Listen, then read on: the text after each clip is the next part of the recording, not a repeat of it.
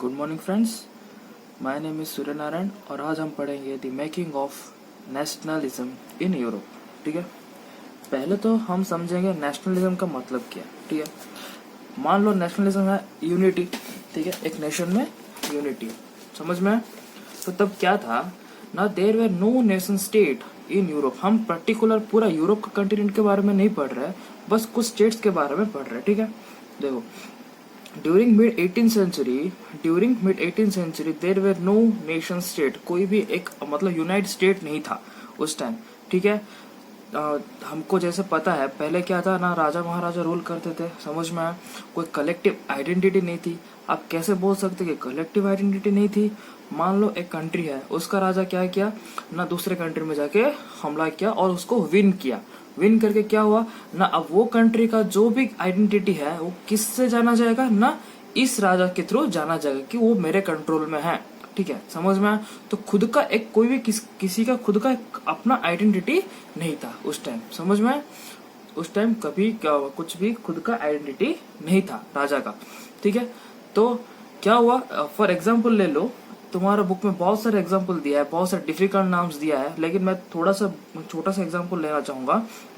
The Habsburg empire, the Habsburg empire. ठीक है, जो आज के देश में आज के टाइम पे ऑस्ट्रिया और हंगरी जो था वो मिला के हम्सबर्ग एम्पायर हुआ करता था। ठीक है, उसके अंदर कितना था उसके अंदर कितना सारा टेरिटरी था, जैसे कि इंक्लूड्स टायरोल, ऑस्ट्रिया, सटरलैंड, समझ में आया?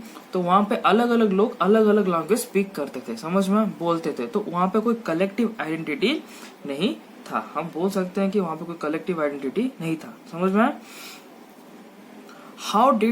How did nationalism and the idea of nation state emerge. कैसे ये जो नेशनलिज्म हुआ, जो नेशनलिज्म आइडिया जो था, मतलब एकता का आइडिया, कंट्री के लिए फाइट करने का आइडिया, ठीक है, और एक नेशन स्टेट, यूनाइटेड स्टेट बनाने का आइडिया कैसे एमर्ज हुआ। ठीक है, इसके बाद हम वही पढ़ने वाले हैं, ध्यान से देखना।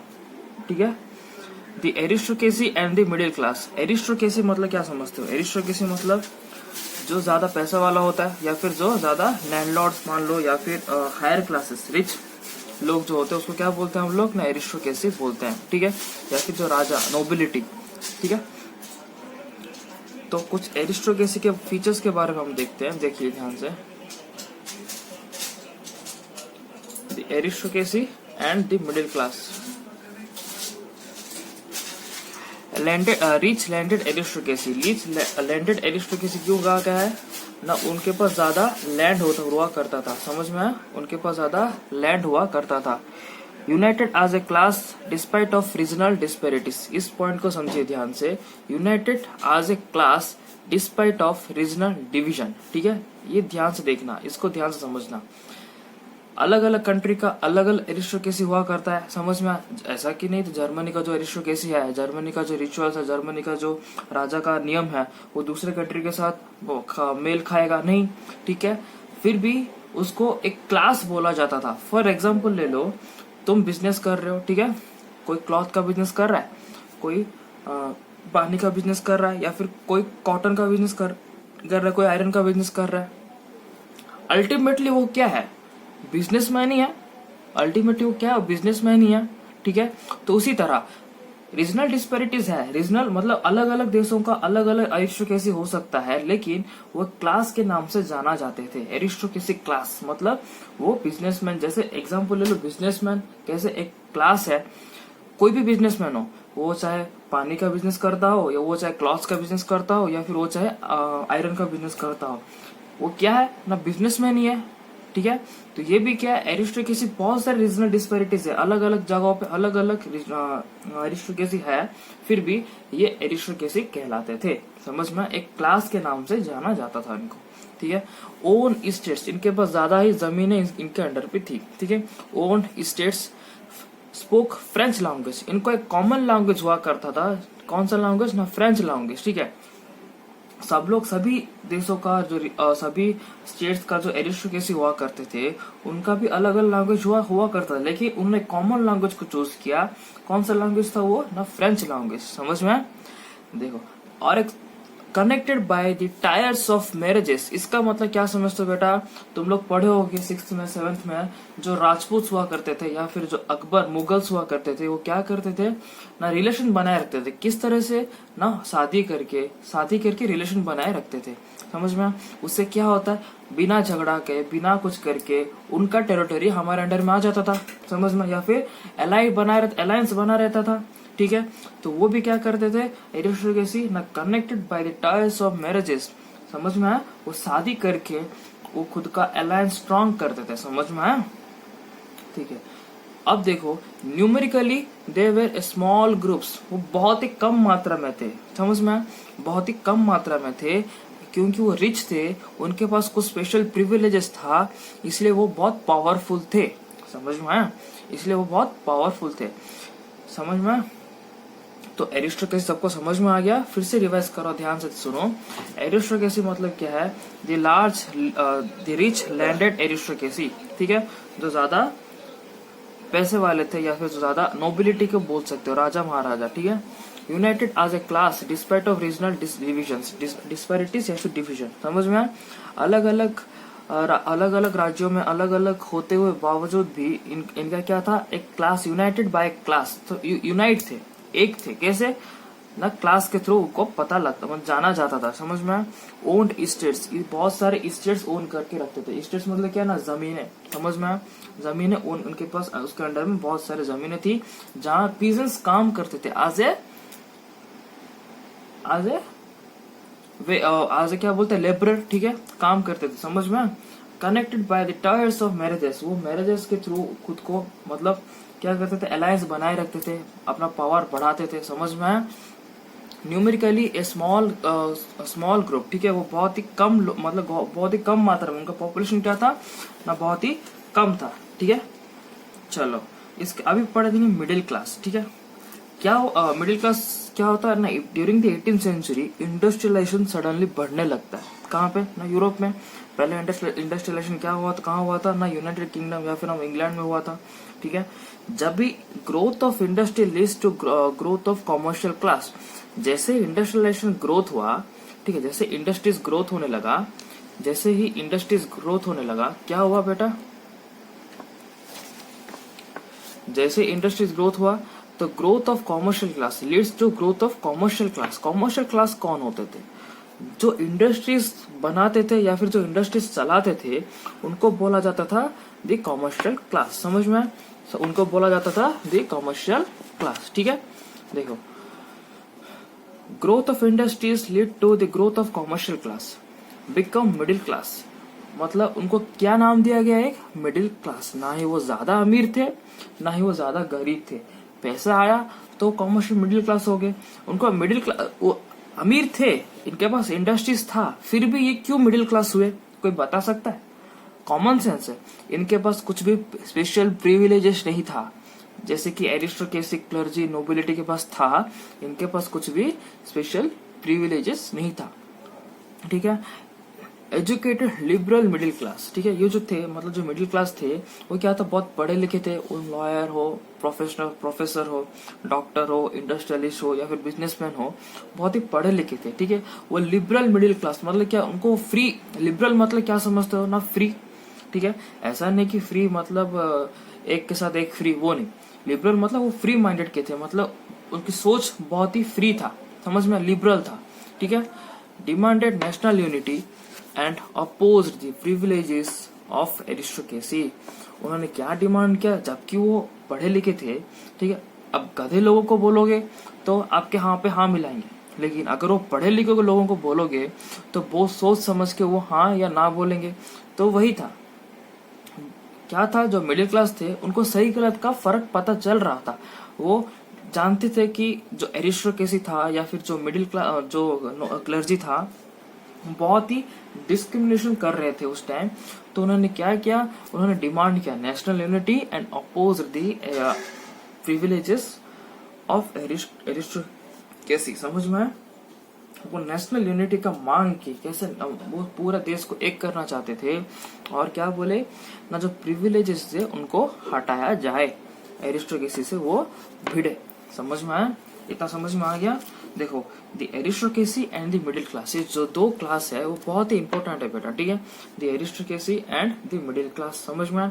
एरिस्टोक्रेसी कौन थे? द रिच लैंडलॉर्ड्स या फिर rich aristocracy landed united as a middle class respect of regional disparities, समझ में। कॉमन वे ऑफ लाइफ से वो मेल खाता था, मतलब वो यूनाइट थे। Own states, spoke French language, connected by the ties of marriages, numerically they were in small groups, उनका पॉपुलेशन जो था वो बहुत ही कम था, समझ में। Middle class, growth of middle class leads to growth of commercial class, जैसे ही इंडस्ट्रीज ग्रोथ हुआ वो धीरे धीरे कॉमर्शियल क्लास भी ग्रोथ हुआ। समझ में आया। कॉमर्शियल क्लास मतलब क्या है? जो इंडस्ट्रीज चलाते थे या फिर जो इंडस्ट्री ओन करते थे, समझ में आया। Become middle class as industrialist, businessman etcetera, समझ में आया। एजुकेटेड थे, वो कौन थे ना? बहुत ही एजुकेटेड थे, लिबरल थे, demanded national unity and opposed the privileges of aristocracy, समझ में आया। चलो अब बढ़ते हैं हम लोग। What did liberalism stand for? Liberalism क्या है? लिबरल नेशनलिज्म क्या है उसके बारे में हम पढ़ेंगे, ठीक है। देखो idea of national unity in the early 19th century Europe were closely allied to the idea of liberalism, ठीक है।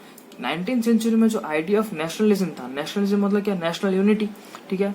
वो किसके साथ मेल खाता था ना? लिबरल के साथ मेल खाता था, ठीक है। इसलिए लिबरल नेशनलिज्म कैसे बोला गया, ठीक है। कुछ टर्म्स है, कुछ पॉइंट्स है जिसका मतलब लिबरल का मतलब हम पहले पढ़ेंगे और उनको इकोनॉमिक स्फीयर और पॉलिटिकल स्फीयर में डिवाइड करेंगे, समझ में आ गया। इकोनॉमिक स्फीयर और पॉलिटिकल स्फीयर में डिवाइड करेंगे, ठीक है। देखो लिबरल नेशनलिज्म, लिबरल मतलब क्या ना? फ्री। ये नहीं कि फ्री मतलब एक के साथ कुरकुरे के साथ टोफो फ्री, ये नहीं। या फिर फ्री का मतलब बहुत सारे फ्री होता है ना, टिकट फ्री, वो नहीं होता, समझ में।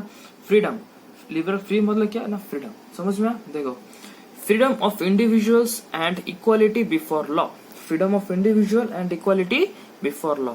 लिबरलिज्म का मतलब क्या है? लिबरल नेशनलिज्म का ना? फ्रीडम ऑफ इंडिविजुअल, सबका एक फ्रीडम होता है, सबको फ्री छोड़ा गया है।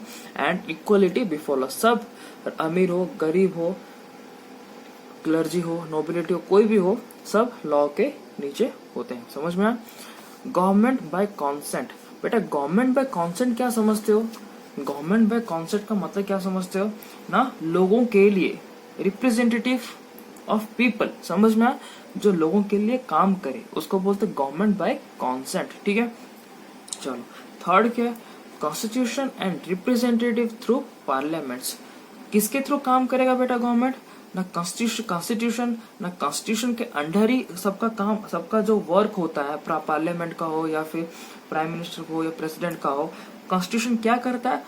सबको अपना काम बताता है, समझ में। सब कॉन्स्टिट्यूशन में क्या लिखा है? सबका अपना फंक्शन लिखा है, कैसे फंक्शन, क्या रूल्स एंड रेगुलेशन है उसमें लिखा है। तो सब लोग कॉन्स्टिट्यूशन के नीचे होते हैं। और रिप्रेजेंटेटिव थ्रू पार्लियामेंट्स के थ्रू वो वोट करते हैं, समझ में।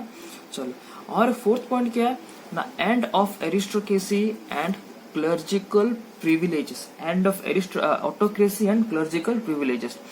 ऑटोक्रेसी मतलब क्या है बेटा ना? किंग्स रूल, ठीक है। जो किंग था या फिर जो उस टाइम का जो ऑटोक्रेटिक था उसको हटाना। और जो क्लर्जिकल मतलब क्या था? क्लर्जी फर्स्ट स्टेट के लोग जो, तो क्या बोलते थे हम लोग ना? क्लर्जी बोलते थे। उनका जो प्रिविलेजेस था उनको भी हटाना, समझ में आया। फिफ्थ पॉइंट आता है इनवेक्टेबिलिटी ऑफ प्राइवेट प्रॉपर्टी। इनवेक्ट में क्या समझते हो ना? Security of private property. पहले क्या था ना? प्राइवेट प्रॉपर्टी किसी के पास नहीं था, अभी प्राइवेट प्रॉपर्टी का नाम से सबके पास पावर है बचाने का, समझ में। सिक्योरिटी इनको मिल रहा था प्राइवेट प्रॉपर्टी को बचाने का, ठीक है। अब ये जो 5 पॉइंट है 1 2 3 4 5, इन सबको हम डिवाइड करेंगे किस में ना? पॉलिटिकल स्फीयर में और इकोनॉमिक स्फीयर में, ठीक है। देखो 1 2 और 3 4, ये जो 4 है वो किस में जाएगा बेटा ना? पॉलिटिकल स्फीयर में जाएगा। तुम्हारे बुक में भी देखो मैं कॉम्प्रिहेंसिव से नोट्स बना के समझा रहा हूँ। तुम अपना बुक खोलो, उसको पढ़ो, समझ आ जाएगा कि मैंने पॉइंट कहाँ से लिया है, कैसे लिया है, और आपको आंसर ढूंढने में बहुत ही इजी लगेगा, समझ में आया। देखो इकोनॉमिक स्फीयर अगर पूछेगा what do you mean by liberalism, in economic sphere या फिर पॉलिटिकल स्फीयर। पॉलिटिकल स्फीयर पूछ रहा है तो क्या लिखोगे ना, freedom of individuals and equality before law, government by consent, government and representative of parliament, end of aristocracy and clerical privileges. समझ में आया? देखो और एक पॉइंट है इसमें, equality before law does not necessarily stand for universal suffrage. Universal suffrage मतलब क्या समझते हो ना, वोट, राइट्स टू वोट। ठीक है, पहले क्या हुआ करता था, राइट टू वोट किसको मिलता था ना, ओनली 21 ईयर्स मैन को मिलता था, एडल्ट को नहीं मिल रहा था। ठीक है, तो वो भी यही था। ये क्या बोलना चाहता है, जो लिबरलिज्म है या फिर जो लिबरल नेशनलिज्म है या फिर इक्वालिटी बिफोर लॉ है, उसका मतलब ये नहीं कि सबको इक्वली वोटिंग राइट्स मिला है। ठीक है, इक्वली वोटिंग राइट सिर्फ मैन को ही मिला है अबव 21। वुमेन्स और जो एडल्ट थे उनको पीछे रख दिया गया या फिर उनको माइनर बोला गया। समझ में आया? समझ में आ गया? चलो ध्यान से सुनो। Equality before law doesn't necessarily stand for universal suffrage. ठीक है, जो राइट टू वोट था वो सबको नहीं मिला था। Right to equal before law तो है, लेकिन ये राइट सबको नहीं मिला था। ओनली 21 प्रॉपर्टी ओन्ड जो मैन थे। तुम लोगों ने पढ़ा होगा फ्रेंच रिवोल्यूशन, मैं थोड़ा रिकॉल कर दे रहा हूँ, पूछोगे सर ये क्यों फ्रेंच रिवोल्यूशन आ रहा है, लेकिन ध्यान से देना, जो फ्रेंच रिवोल्यूशन पढ़ा है वो थोड़ा इजीली समझ सकता है। ठीक है, चलो जो फ्रेंच रिवोल्यूशन में था, याद करो, एक्टिव सिटीजन्स और पैसिव सिटीजन्स। एक्टिव सिटीजन्स कौन थे? जिनके पास प्रॉपर्टी था। ठीक है, समझ में आया? जिनके पास प्रॉपर्टी था और उनको राइट टू वोट मिला था, जो कि मैन थे, ओनली मैन। और पैसिव सिटीजन्स कौन थे ना, वुमेन्स को भी, वुमेन्स और जो एडल्ट जिनके पास प्रॉपर्टी नहीं था या फिर वुमेन्स को भी पैसिव सिटीजन्स बोला जाता था। तो जो वोटिंग राइट्स था वो किसको मिल रहा था? सिर्फ और सिर्फ एक्टिव सिटीजन्स को। समझ में आया? चलो ये होता है हमारा पॉलिटिकल स्फीयर।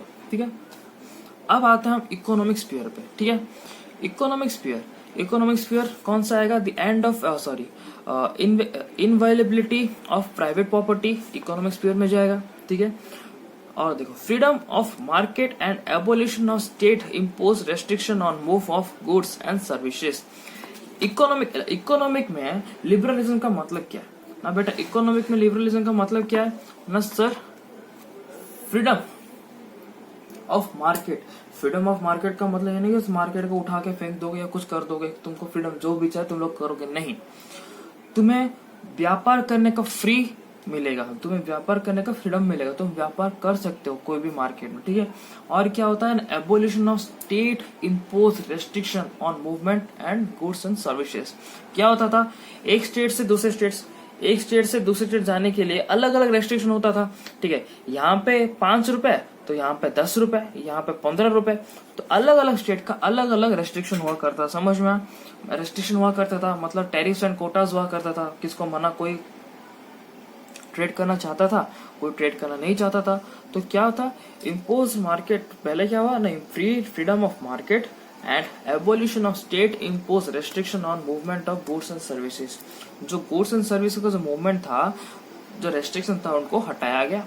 ठीक है, डिफरेंस हटाने को क्या बोलते हैं? लिबरलिज्म बोलते हैं। डिफरेंशियस इन वेट मेजर्स एंड करेंसी। समझ में?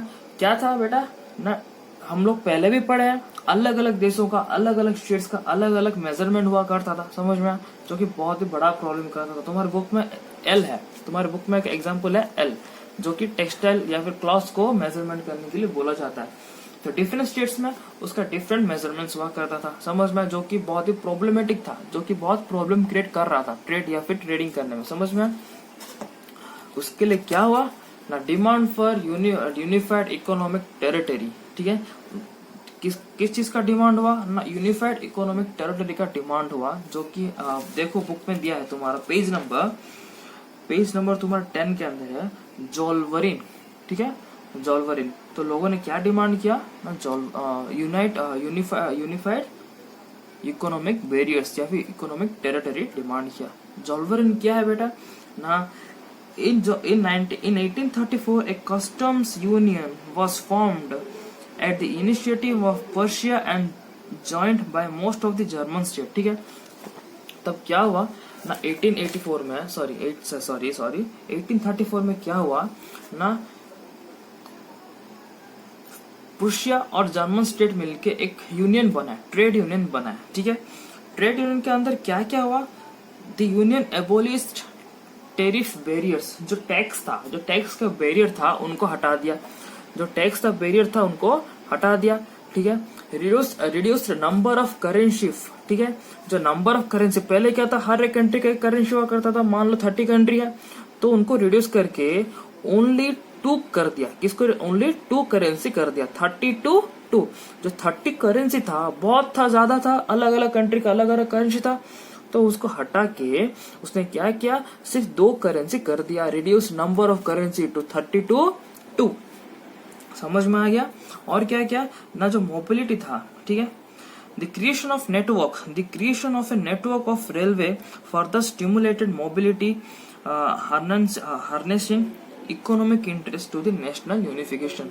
Creation of railway harnessed the economic interest to national unification. क्या हुआ, जैसे रेलवे लाइंस बना, जैसे ही रेलवे लाइंस बना, क्या हुआ, इकोनॉमिक जो था वो बहुत ही बढ़ने लगा, बहुत ही बढ़ने लगा। उसके साथ साथ ट्रेडिंग भी अच्छे से हुआ, लोगों का ट्रेडिंग भी अच्छे से हुआ, एक कंट्री से दूसरे कंट्री, दूसरे कंट्री से दूसरे कंट्री, तो क्या हुआ, एक यूनिफिकेशन, एक यूनाइट होने का शुरू जो पड़ाव था वहां से शुरू हुआ। यूनाइट होने का जो शुरू हुआ, मतलब होते हैं ना, हम किसी से बात करते हैं, किसी से मिलते हैं तो हम लोग दोस्ती बना लेते हैं, ठीक है। क्या करते हैं हम लोग, उसको दोस्त बना लेते हैं, या फिर हम उसको ज्यादा बात करने का मन करता है, तो क्या हुआ, ट्रेड के थ्रू एक नेशनल यूनिफिकेशन का जन्म हुआ। समझ में आया इतना, सबको समझ में आ गया इतना, और कुछ डाउट है किसी को, देख लो, फिर से समझा रहा हूँ। देखो पहले से शुरू करते हैं, चलो। Making of nationalism in Europe, ठीक है। नेशनलिज्म का मतलब यूनाइटेड स्टेट्स तब क्या था, कोई भी एक मॉडर्न स्टेट नहीं था। आज देखो जर्मनी का अलग स्टेट है, फ्रांस एक अलग स्टेट है, ठीक है, स्विट्जरलैंड एक अलग स्टेट है, वैसा कोई मतलब कोई मॉडर्न स्टेट नहीं हुआ करता था, ठीक है। जो भी स्टेट था वो किसी किंग के अंडर था। एग्जाम्पल ले लो हंसबर्ग एम्पायर, ठीक है, जिसके अंदर 3-4 स्टेट्स थे या फिर कंट्री थे जो कि अलग अलग लैंग्वेज स्पीक करते थे। समझ में आया। चलो, how did the nationalism and this idea of, ये देखो बेटा, इसके ऊपर ज्यादा क्वेश्चंस नहीं बनता, ठीक है ना। ये जो बहुत सारे नामों के ऊपर ज्यादा क्वेश्चंस नहीं बनता, इसलिए मैं पढ़ा नहीं रहा। अगर बोलोगे तो वो भी पढ़ा देंगे, टेंशन नहीं है, समझ में आना, टेंशन नहीं लेने का। How did nationalism and the idea of nation state emerge, कैसे एक आइडिया जो पैदा हुआ, नेशन स्टेट का आइडिया कैसे पैदा हुआ ना, थ्रू मिडिल क्लास ने आइडिया एमर्ज किया। समझ में, देखो, the aristocracy and the middle class, समझ में। द एरिस्टोक्रेसी कौन थे, रिच लैंडेड एरिस्टोक्रेसी, ये थे रिच लैंडेड लोग थे जो थे, उनको एरिस्टोक्रेसी बोला जाता था। समझ में। United as a class despite of regional disparities, वो क्या थे, अलग अलग रीजन से बिलोंग करते थे, लेकिन उनको क्लास के नाम से जाना जाता था। क्लास मतलब क्या बोलते हैं ना, इसका वाह क्या क्लास है बच्चे का। समझ में, मतलब क्या ना, उसका चाल ढाल, उसका जो होता है पहनाव खाना पीना, despite of division, own states मतलब उनके पास क्या था, बहुत ज्यादा जमीनें थी। समझ में। Spoke French language, connected by the types of marriages, ठीक है, वो मैरिजेस के थ्रू कनेक्टेड थे। न्यूमेरिकली ए स्मॉल ग्रुप, वो बहुत ही छोटा सा पॉपुलेशन था जो कि पूरे कंट्री को पूरे डोमिनेंट हुआ करता। समझ में आया। जैसे कि हम लोग सिविक्स में पढ़े थे, जो फ्रेंच था या फिर जो फ्रेंच लोग थे वो क्या थे, डच के ऊपर ज्यादा कंट्रोल करना चाहते थे। वो बहुत ही कम नंबर के थे लेकिन डोमिनेंट थे क्योंकि वो रिच थे। समझ में। चलो, रिच उसके बाद आता है middle class. Growth of industries lead to growth of commercial class, जो कि जिसको क्या बोलते थे हम लोग, मिडिल क्लास से बोला जाता था। एजुकेटेड एंड लिबरल, वो क्या था बेटा, एजुकेटेड एंड लिबरल क्लास। समझ में। एजुकेटेड एंड लिबरल क्लास, ठीक है। Demanded national unity and oppose the privileges of aristocracy. चलो, what did liberal nationalism mean. Liberal nationalism का मतलब क्या है ना, freedom of individuals and equality before law, government by consent, constitutions and representative through parliament, end of aristocracy and clerical privileges, security of private property. इसको काट के आप लोग सिक्योरिटी भी लिख सकते हो, ठीक है, इसको काट के आप सिक्योरिटी भी लिख सकते हो। बहुत ही डिफिकल्ट वर्ड लग रहा है तो सिक्योरिटी भी लिख सकते हो, ठीक है। चलो, इन जो 5 है इनको क्या हुआ ना, डिवाइड किया गया पॉलिटिकल और इकोनॉमिक स्फीयर में, ठीक है। जो 4 थे वो पॉलिटिकल स्फीयर में गए, ठीक है, जो कि freedom of equality, freedom of individuals and equality before law, government by consent, ठीक है, constitution, end of autocratic and clergy, ठीक है, और यूनिवर्सल सफरेज, वो जो था वो कहाँ गया, पॉलिटिकल स्फीयर में। और freedom of market, evolution of state impose restrictions and on move of goods and services, वो क्या था, इकोनॉमिक स्फीयर, ठीक है। चलो इतना समझ में आ गया, बैरियर्स के बारे में समझ में आ गया आपको। अब ये ट्रेड यूनियन, जॉल्वरिंग जो है, जॉल्वरिंग, ठीक है, वो जॉल्वरिंग तुम्हारा बहुत ही इंपॉर्टेंट है, तुम्हारा आ सकता है 2-3 मार्क क्वेश्चंस में, 3 मार्क क्वेश्चंस में, तो ध्यान से इसको पढ़ के जाना, ठीक है। चलो इन चीजों के ऊपर मैं क्वेश्चंस दे दूंगा आपको, ठीक है, कैसे क्वेश्चंस बन सकते हैं, इसका मतलब पॉसिबल क्वेश्चंस क्या हो सकता है, ठीक है। आप इन सब नोट्स को लिखिए अपने कॉपी में, पसंद आए तो प्लीज बोलिएगा, या फिर अगर नहीं पसंद आया तो हम अपने तरीके से या फिर जैसे आप चाहते हैं उस तरह से हम पढ़ाएंगे, कोई दिक्कत नहीं है हमें, ठीक है।